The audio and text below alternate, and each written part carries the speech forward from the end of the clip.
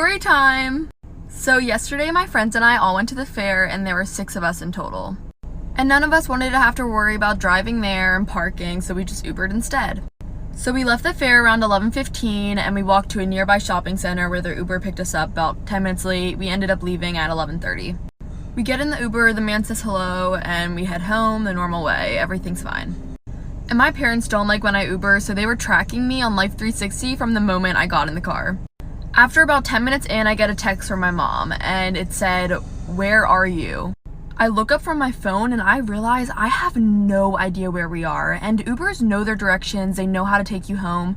We were 20 minutes out of the way. So I'm terrified. My mom's texting me nonstop, literally about to call the police. I'm gonna run out of time, but posting part 2 today. Okay, back to the Uber story. Our parents are freaking out, we're texting each other in our group chat so he doesn't hear us. Also, while this is all happening, he wasn't talking to us, but he had an earbud in, and he was talking to someone on the phone really quietly. It was super creepy. My mom starts calling me again, and he hears the ring. And one of my friends pulled up on her phone the directions to get home, which he also heard, so he knew that we thought something was off. After a little while longer, we finally know where we are, so we feel a little bit better. We were getting really close to the turn that goes into my friend's neighborhood, and we were thinking, if he doesn't make this turn, we're screwed. Thank goodness he makes a turn and we're back at my friend's house. But the scary thing is what if he was planning something, but since our phones were ringing and we had the GPS up, that he changed his mind? Because we were not going home. I still can't stop thinking about it. This is the one time Life 360 has come in handy. We're all safe now. Storytime, my toxic best friend outed me to the entire school. So one day, one of my best friends from a neighboring school decided to move to my school, and she was extremely upset because her best friend over there came out as bi. So I ended up using this as an opportunity to come out bi as well. And she was like, well, it's okay for you. I just got really close to her. We'll call the girl Becky because no one likes a Becky. And we can call her friend Heather. So fast forward to after the situation had calmed down, we decided to all go prom dress shopping. So Heather and I were talking and we really hit it off. And I think Becky legitimately forgot about our sexuality because we were all talking about how much we have in common, and we brought that up as well. She just looked at us and was like, oh, I forgot about that. And she just shrugged it off. But we continued to hang out for a few weeks. One of these weekends, we all went to church together, and the sermon was about how God accepts you no matter what your sexuality is. But of course, Becky turns around to us and says that Heather and I could never date because it would F everything up. Later that day, Heather actually ended up admitting that she had feelings for me, and this is when Becky lost it. Stay tuned for part 2 and follow me on Instagram. Part 2 of my toxic best friend outing me to the entire school. So at the beach later that day, Heather and I decided to tell Becky how we felt. She freaked and wouldn't talk to us and locked herself in the bathroom. And we had to tell her that it's fine, we won't date, just so she would let herself out. I thought she was being entirely selfish, not wanting her best friends to be happy. And then she literally took my phone and went through all of our texts together. She woke up the next day all ready for Heather and I to be together and completely apologized. And then when we went to the mall that day, she walked away from us to go look at the hot guys, but then turned around and got pissed at us for falling behind. And this is why she said she didn't want us to date, yet we weren't even dating. She said she felt like she was gonna have to choose between Heather and I because of the whole situation, and I guess she just picked me. Becky became extremely codependent and didn't want to leave my side. She was pissed if I spent time with anyone else and basically forced Heather out of my life. I ended up running into Heather and inviting her to my 18th birthday, and this is when Becky had her massive breakdown. At my birthday, she outed me to everyone at the party, my mom, and Heather's mom as well. My Insta is linked below for more content. So when I was a sophomore in high school, I had this teacher who would only let the students in her class use the restroom one time per semester. Well, one day I raised my hand and I was like, excuse me, I don't remember her name, can I please use the restroom? And she was like, no you can't because you've already used the restroom in my class this semester. Well, excuse me, you can't dictate my bladder. So I'm like all frustrated, and I started secretly texting my mom because I wasn't allowed to use my phone in class. And I was like, Mom, I'm sitting in class right now, my teacher won't let me use the restroom. And she was like, I'll take care of it for you. And I was like, okay. So like 5 minutes goes by, and all of a sudden my teacher's phone starts ringing, and she walks up to it and answers it, and she's like, hello? Yeah. Okay, thank you. And then she walks up to me like so angry, and she like slams the pass on my desk, and she was like, since you have to go that bad. And I was like, yeah, I really do, thanks. And I got up and left. I didn't even have to go to the bathroom. It was just the principle of it. I just roamed the halls. Storytime had the most dirtiest college roommate ever. By the way, we're calling her Jessie. So I moved in before Jessie and I get settled and decorate. The next day, she comes and throws her bag on the bed, then leaves. I thought it was weird because she didn't even say anything to me. Couple hours later, she comes back and I'm like, hello? And she's like, my bad, and comes give me a hug. She smelled very bad. She starts unpacking all of her clothes and blankets, but they smelled like mildew. Anyways, a week later, there's this party going on for freshmen, and she goes, but I stay in because I had a migraine. I told her that when she comes back, can she keep the light off? Now it's 2 a.m., and she comes back in very loud, uses the bathroom, then goes to sleep. And now I'm up, so I got up to use the bathroom too. When I sit down on the toilet, I feel something very squishy. It was dark because, like I said, I had a migraine. I get up, turn the light on, and I was sitting in her shit. Storytime on how my mom tried to convince me to have a threesome with her. So I had just graduated high school, and my mom was single for a while. Then she started dating this guy, which me and my brother really liked, but he was a few years younger than my mom. And honestly, we were happy for her. She was very depressed and miserable with my dad, so we were okay with it because she was finally happy. So like I said, I had just graduated high school, and I always said I never wanted to go to college, so I started working retail. One day while I was at work, my mom called me and said, hey, let's go out shopping. And who am I to say no? So after I got out of work, I met my mom, and we went lingerie shopping. That's what she specifically wanted to get. So we were at the store, and the first thing she said was, let's get matching sets. Which was weird coming from my mom, but I said fine. Come back for part 2. Storytime on how my mom tried to convince me to have a threesome with her.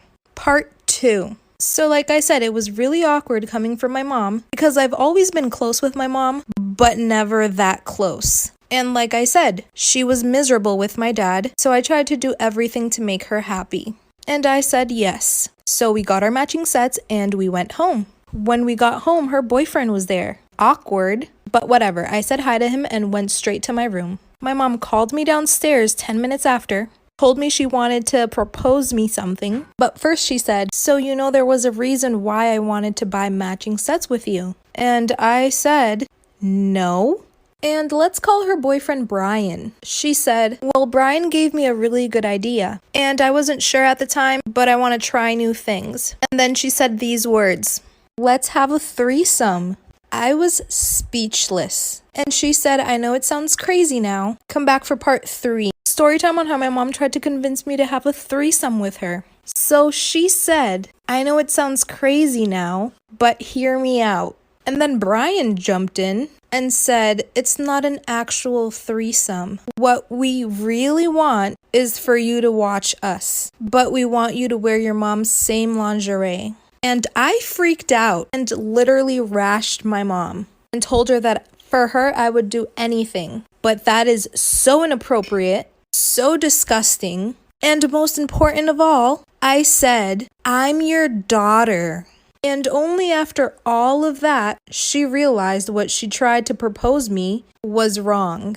And she kicked Brian out and tried to tell me how she was so sorry that she's embarrassed for herself. And guys, I called my dad, moved in with my dad. I have some communication with my mom, but after that day, nothing will ever be the same. Just found out I leaked my own nudes. Story time.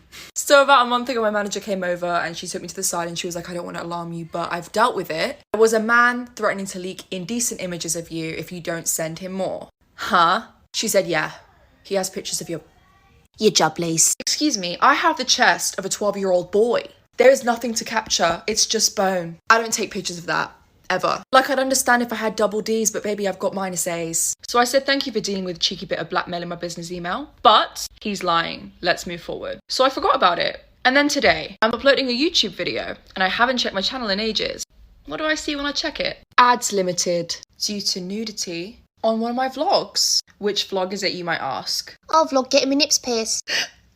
I need to take a class on how to blur correctly. My itty bitty titty committees on the internet. If you're about to check, please subscribe. And also, I'm sorry in advance. Storytime about how my boyfriend was cheating on me with my stepsister. So a little background information, my mom remarried whenever I was in 8th grade, and my stepdad had 2 daughters. One which was my age and we got along really well. Well, before my sisters and I went back to school, my mom wanted to go on a camping trip with everyone. And my boyfriend was coming because he was really close with my family. So while my stepsister and I are packing up, she starts acting really weird. And we're gonna call my boyfriend Kevin. She was like, "Oh, is Kevin still coming with us?" And I was like, "Yeah."